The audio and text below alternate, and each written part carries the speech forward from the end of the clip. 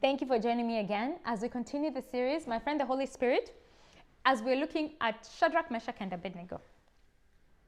So, they've been given one more chance to disobey God and obey the king. Bow down to this idol.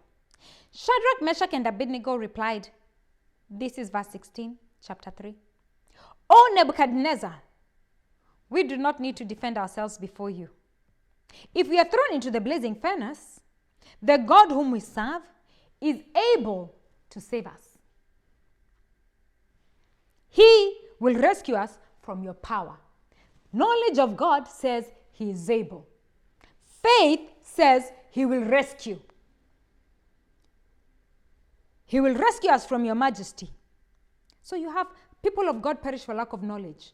They had knowledge. They knew that God is able to rescue. Secondly, without faith, it is impossible to please God. They had the faith and they said, he will rescue us from your power. Faith is calling those things that are not as though they are. It is a substance of things hoped for, the evidence of things not seen. Basically saying something has happened before you can even see the manifestation of it.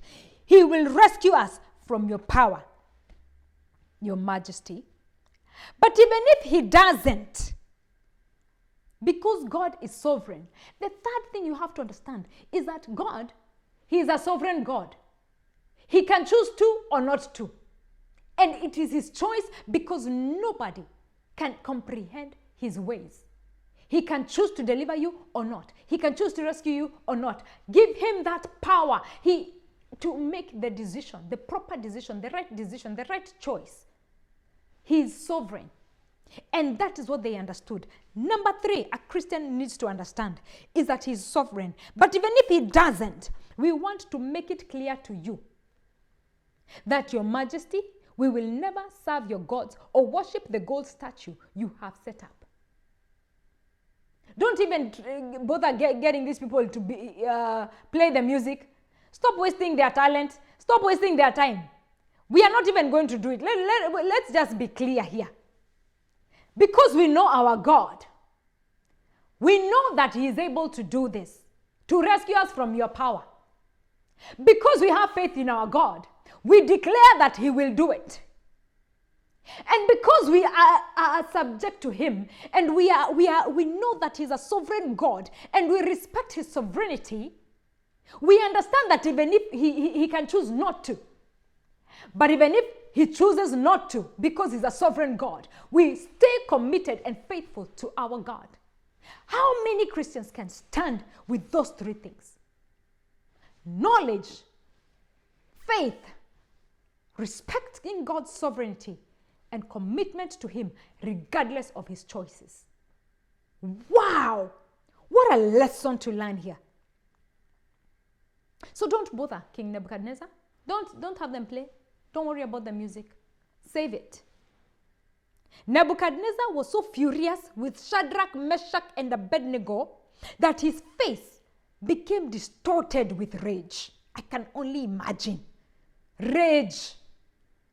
He commanded that the furnace be heated 7 times hotter than usual. 7 times. What does 7 mean? Number 7, it is one of completion and rest. He chose number 7, but he did not understand that was the day that God is going to give these children rest. He is coming because he has called him on the 7th day. Let me tell you, let them make it hotter. Let them crucify you even more. Let them increase it. You know why? Because their increase only makes God bigger. When they are accusing you even more, when they think they're putting you into hotter fire, when they think that they're putting you into deeper trouble, as long as you're in obedience to God, trust me, it is for your good. It is for the kingdom's good. It is for them to understand and know that our God is a powerful God. He's a magnificent God. He's an all-able God. I'm telling you, it's amazing to just live for God. It's amazing to live in the fear of God. It's amazing and it is so rewarding. Why? You're going to see it as you join me next time. Let's look at this story. I am very excited about this. God bless you.